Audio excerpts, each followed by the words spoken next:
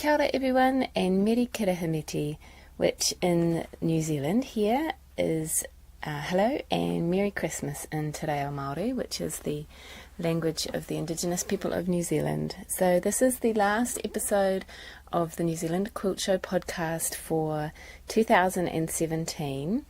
And I want to say welcome, and I want to say a humongous thank you to all my listeners who have provided such amazing encouragement and support for the last year, and my sponsors who have been varied and really supportive in their backing for me as well. So thank you so much, everybody. I couldn't do it without you, and I do it for you guys. So just knowing that you're out there listening is an amazing, it's an amazing feeling, knowing that I'm able to bring these stories of our quilt makers and our professionals and our people who are involved in this thing that we love so passionately, textiles and colour and all things beautiful and cuddly. It's a really cool thing to be able to do, and I will be doing it again in 2018. I have many more wonderful stories to bring you, so watch this space, and I hope you have a fabulous holiday season wherever you are and whoever you're with and however you choose to celebrate it.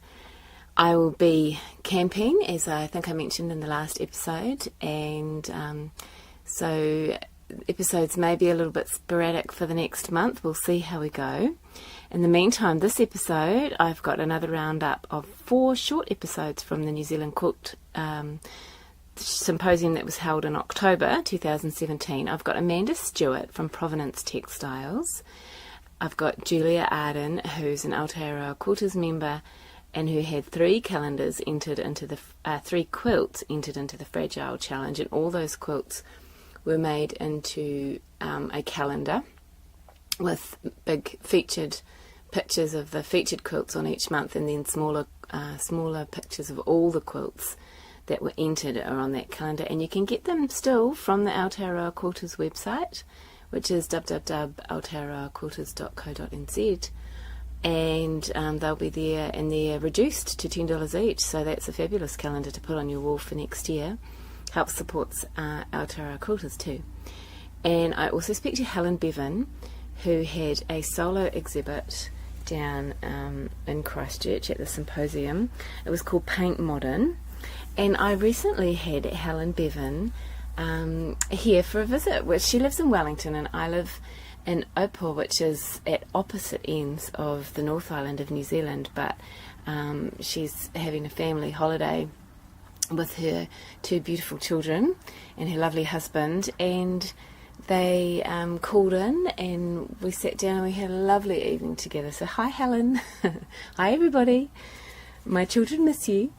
And then I also speak to the lovely Julie van der Putten, who is also known as Puddle, and I really should ask her one day why she is called Puddle, but she's known throughout New Zealand as Puddle, and she is a quilt tutor in Hamilton, but she also has a little company called Quilt Books that she doesn't have a website, but she's pretty much a standard feature at every quilt show that has merchants in New Zealand, and she specialises in something called meshwork, where she's weaving with fabric strips, and she's just self-published a little book with all the techniques and things. So if you're interested in that, next time you hear where she's at a stall, go and see Julie and she will help you out there. She's awesome to talk to too. She's a great yarner.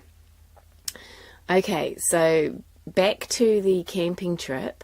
I will be posting updates regularly on Instagram, or as regular as cell phone coverage allows me. My handle is at Mad Quilt Lady if you want to find me on Instagram and follow me.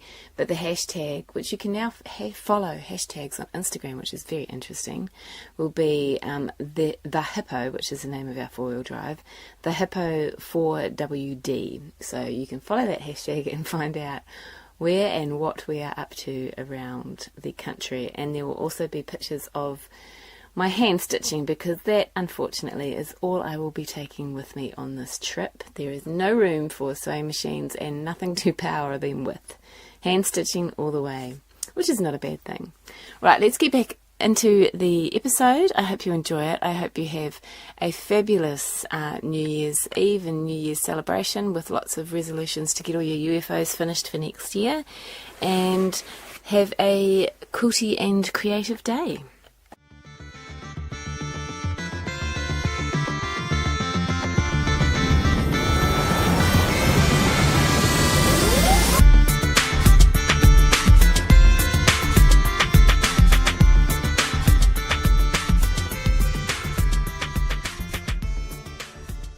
Okay, and now I'm with Amanda from Provenance Textiles, and you are a little bit different from some of the other stall owners here. So do you want to explain who you are and what you do? Yeah, sure. We are very different from most of the people here.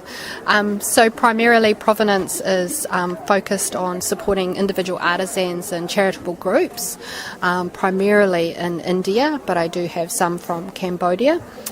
So we're just helping support those doing traditional crafts, so that they get paid to do that work and that they're employed, and therefore they can continue on with those crafts, because if they're not supported, of course they can't make a living, and they then move on to other work and the traditions are often lost. So for us it's really important to help support them in that work. And I just realised that there's a whole podcast episode with this, but we will get more into that later. But for now, can you tell me what I can see on the stall here? Yeah, sure. So we have fabrics by the metre, so they're all natural fabrics. Most of them are hand woven. They are dyed with natural dyes, or they're block printed by hand. I have khadi from India, which is Mahatma Gandhi's cloth. So that's hand spun cotton yarn, and it's hand woven.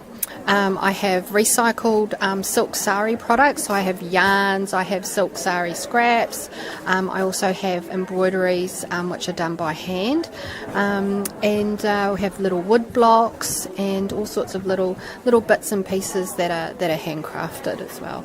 And so what has been most popular at this particular symposium?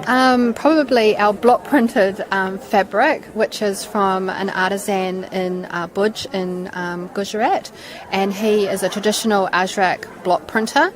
So he uses a traditional wood block and a chickpea paste to create a resist similar to wax batik, and then he prints that, dyes the fabric using natural dyes, so blue, indigo and red for madder, and then he washes that out and continues that process, layering the pattern and the colour.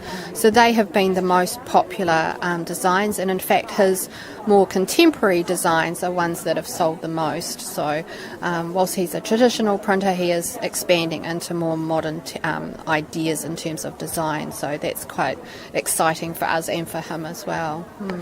So in terms of why you're sort of starting to embrace the quilting market, what do you see for quilters in using these sorts of products? At this particular fair, we've sold mostly a lot of indigo fabric for doing boro and shashiko work. So people are using that indigo-based fabric, and because Irfan Khatri is moving into different designs, a lot of it looks very similar to Japanese designs in terms of shape. So that's been really popular. So most people bought that, or they like the idea that we're supporting individual artisans, or it's handcrafted. That's usually why people buy that product. Thank you so much, Amanda. Now, where can people find you online if they want to know more? Yep, sure. You can find us on www.provenance.co.nz, and people are welcome to email me through that website, or our email address is info@provenance.co.nz. And you have a newsletter? We do. You can sign up to our newsletter, and if you're here at the show, you go in the draw to win $100 worth of fabric if you sign up. And we're looking to do textile tours at the end of 2018, so people can sign up to the newsletter and find out what we're doing and the progress of that as well. Okay, there really is a whole new another podcast episode in this. Thank you so much. That's all right. You're welcome. My pleasure. So I'm here with Julia Arden, who is an Aotearoa Quilters member and who entered 2 quilts into the fragile... Three! Oh gosh, okay, I correct myself. 3 quilts into the Aotearoa Quilters Fragile Challenge, and the fragile quilts were all put into a 2018 calendar. So, Julia, I wanted to ask you about your Save the Arctic quilt. It's got 2 beautiful polar bears on there, and then you've done the constellations over the top of them. So can you tell me about the construction of it? The background fabric was made from plain white fabric scrunched up and sprayed with metallic car paint. Excellent. And then I hand dyed the fabrics for the bears, and they're fused on, and then the Save the Arctic words was done by printing onto the wax side of freezer paper and in reverse, and then putting the fabric over the top to take up the ink. Okay, so you're just printing with an inkjet printer? Yeah. Oh, that's a new technique. Where did you learn that? I learnt it from Linda and Laura Kemshall. Oh yes, the Kemshall ladies from the UK. Design Matters TV programmes, Oh, fantastic. So the metallic car paint, did you know that that would end up looking like that? Or was No, that it was just a complete experiment. An experiment. It's fabulous. And then the constellations that you've put over the top are done with... They originally were done with a very long metal-wrapped shiny thread, but because it's going to travel, I took that off and put this just with normal couched stitching to make it more realistic, and then the little stars to show the stars. But the actual constellations go the other way, but the way that the bears were, I changed. They're actually in reverse. It's called creative license. Yeah. I don't think anyone's going to be too much into stargazing. No. So then, this another quilt that I'm looking at of yours is called Broken But Beautiful, and it talks about the Japanese art of, and I'm going to let you pronounce this. Kintsukuroi. Right, and describe what kintsukuroi is. Well, there's 2 Japanese words, kintsukuroi and kintsugi. They more or less mean the same. Which is that if something's repaired after it's been broken, it's got a new beauty from being shattered. And the Japanese do it mostly with gold mixed with resin on their very beautiful porcelain that they use. And so that was the theory for this, and the construction of that is that I randomly cut the discs and then put gold lame with string underneath to give it that kind of slightly raised look. Okay, I haven't actually peered too closely at it, and I was wondering how you'd put the gold in there. Yeah. Okay. What I'm really attracted to about your quilts is their slightly spare quality. So there's a very clean design aesthetic. Oh, thank you. Yeah. Yeah. I mean, I actually really admire people who do masses and masses of thread painting or close quilting, but it's not something I feel in tune with myself. So. And Julia, your 3rd quilt, you really put your heart and soul into doing this challenge, didn't you? 3 quilts, is the kakapo. So tell us about your little feathered friend here. I've never seen a kakapo because they're quite rare, although the famous New Zealand one, his name is Sirocco, often got taken around to schools and education establishments, but apparently he's gone bush and hasn't been seen for a while. He's got a tracking collar. But I like the idea that they just do their own quiet thing in the forest, mostly alone. They meet to mate not even every year, just whenever. Just on mast years. Yeah, and they eat the rimu berries, which is what he's eating. Yeah, and you've used a bit of tulle in this one. It's the bit of tulle just to flatten down the green a bit, and then a little tiny bit of what is that stuff? Cheesecloth? Yeah. Yeah, Just to make the give a bit of- moss. yeah. Yeah, beautiful. Well done. And so these quilts all feature in the fragile calendar, which is available from Aotearoa Quilters, and I'm sure they'll have that available on their website. Yes, we will, as soon as the symposium's over. Yeah. Woohoo, thank you. Okay. So I'm with Helen Beaven, who has a solo exhibition in the piano, and it is called Paint Modern, Transforming Fabric with Paint and Thread. So congratulations, Helen, it looks awesome. Thank you, Charlotte. Lots of work? Yes. Yeah. I think the hardest part was actually hanging it yesterday. Right. Getting it straight. Getting it straight. Well, I think you've done an awesome job. Thank I you. think it looks like a really cohesive little exhibition. And what's the comments been so far? Pretty amazing. Quite a few people want to know how I've done it, how it's painted, how I've got the texture. Yeah, no. So then, there you go. Let's answer some of those questions. How have you done it? How have you got those shapes and textures and colours? Okay, the first one, it started with knit one, paint one, and it looks like a giant piece of knitting. So I created stencils in freezer paper, so it's painted on. This one's actually using an oil pastel. I think it's Sinalia.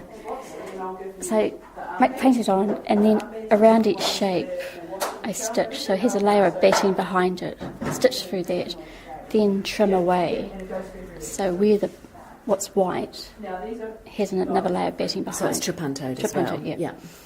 So then once that's done, then put another layer of batting and the backing behind it and quilt it. So that's how I'm getting the texture. Yeah, great. And the colour is, what was this one? Oil?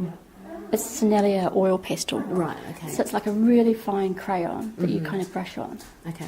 So this was where it started, and this was made for a Sakwa exhibition. Is that correct? That's right, redirecting the ordinary. Okay. So then where did you go from there? Because this was the start of a series for you, wasn't it? Then the smaller ones are playing on the idea of a knit pattern.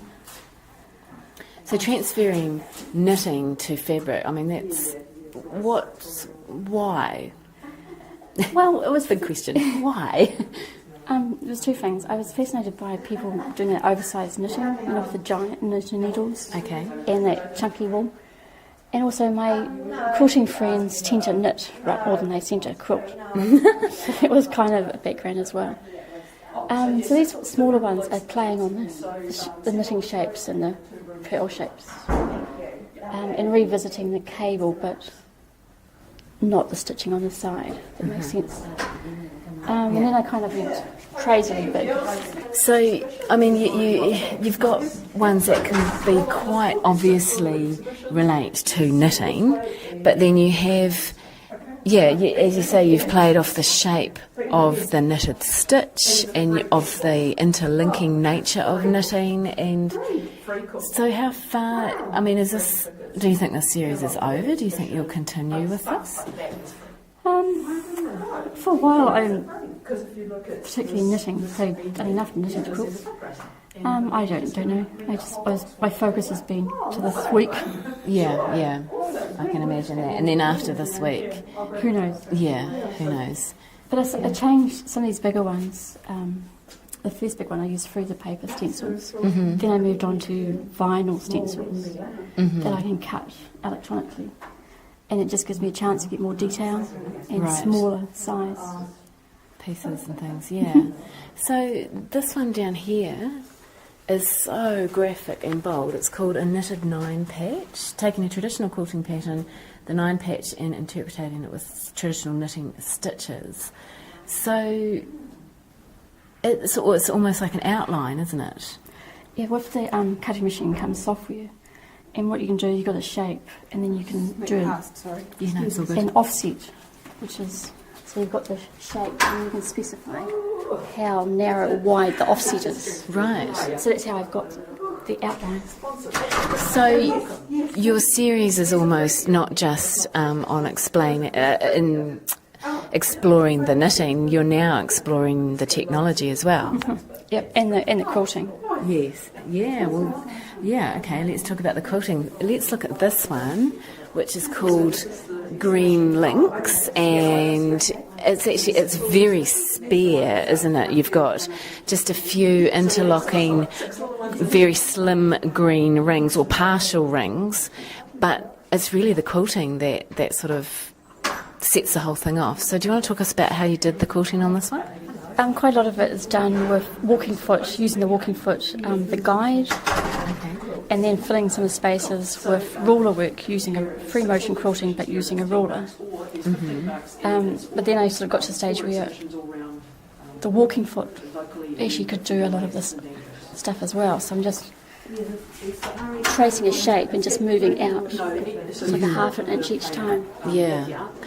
But, and I don't know if this was intentional, the quilting pattern is an interlocking pattern, just like knitting.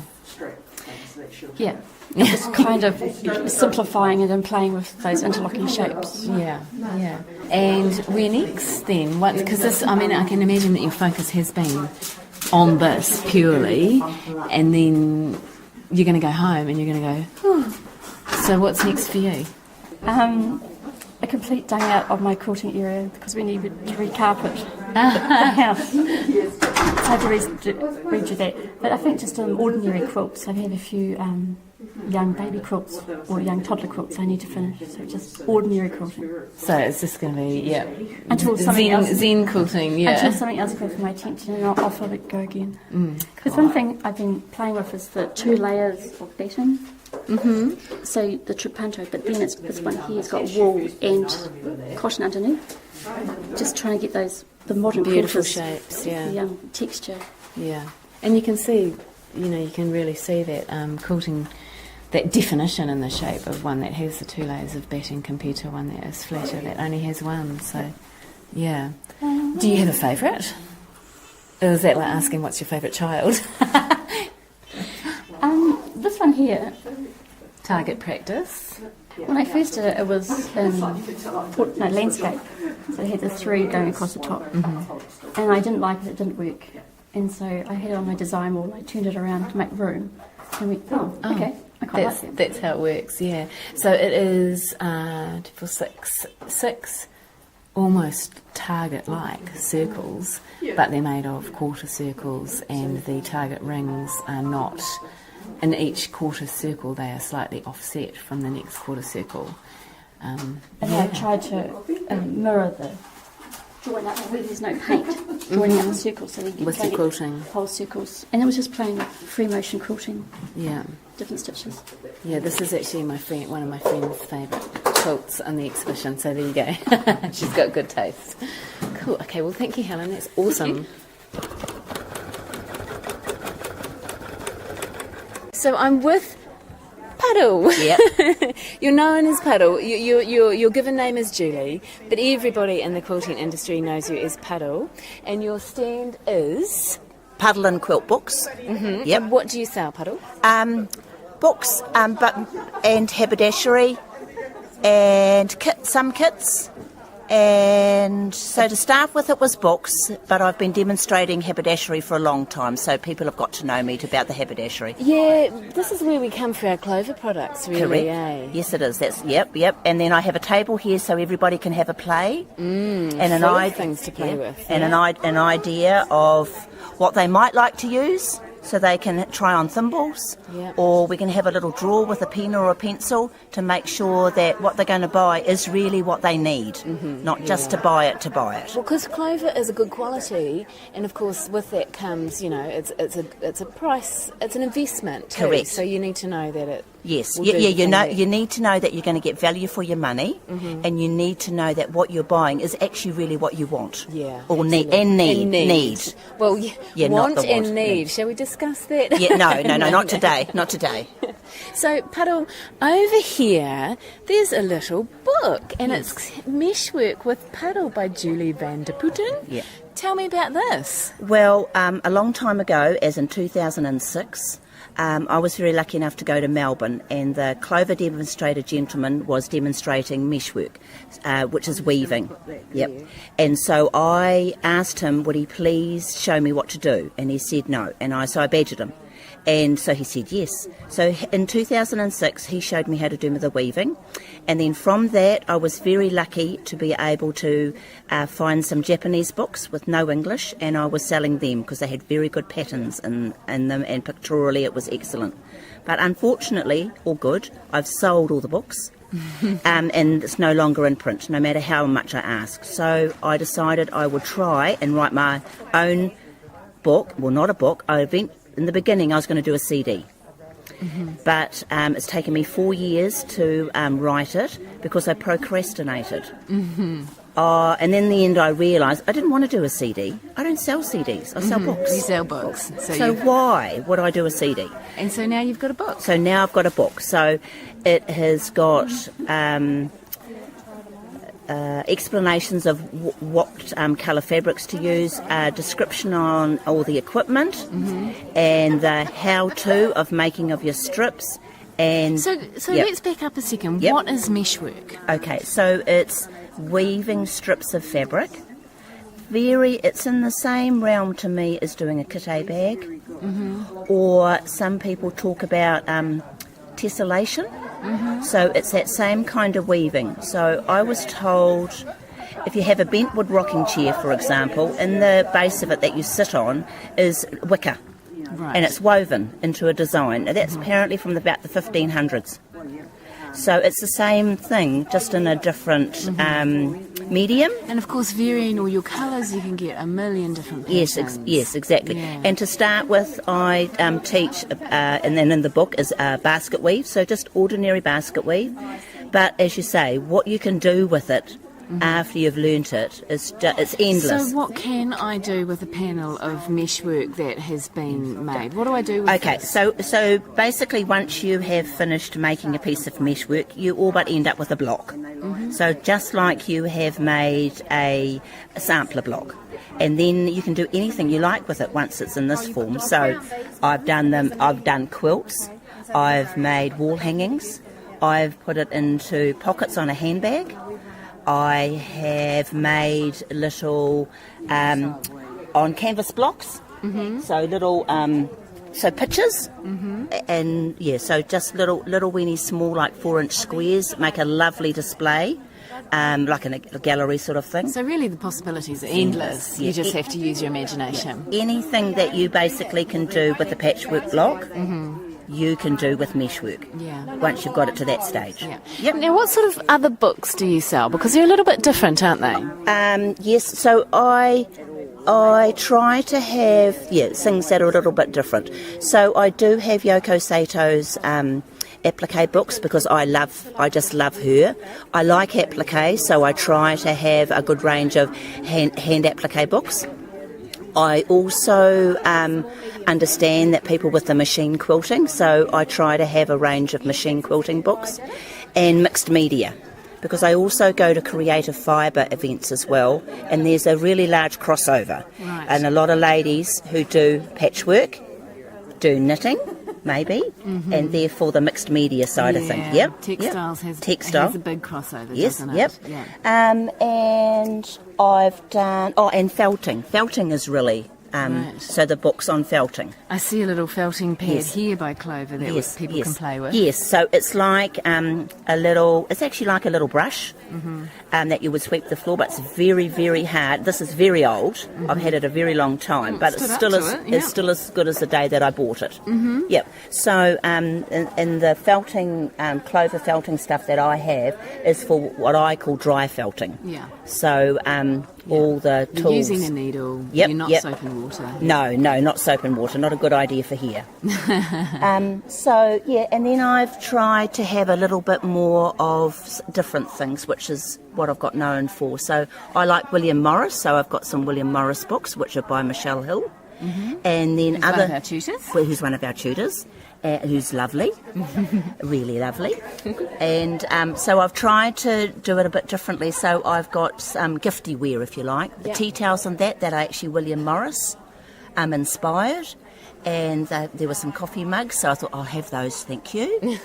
And as I say, I do the odd kit, but I don't do many of them. So I just do a small amount, and then that's it. Once they're gone, they're gone. Yeah, so I like your store because there's always something, you can really browse here and have a good poke around and find something. And so when it's been really busy here, I know it's difficult for people because there's so many in here.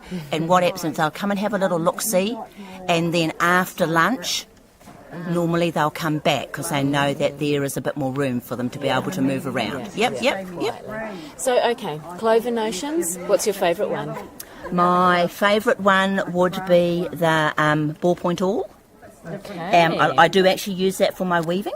Right. But it has lots of applications, so some people would use it if they are trying to get a very thick, like lots of layers through the sewing machine, and there's lots of pins in the way, so it's that you don't sew through your fingers. Yeah. Ladies who do bookmaking, they like it as well.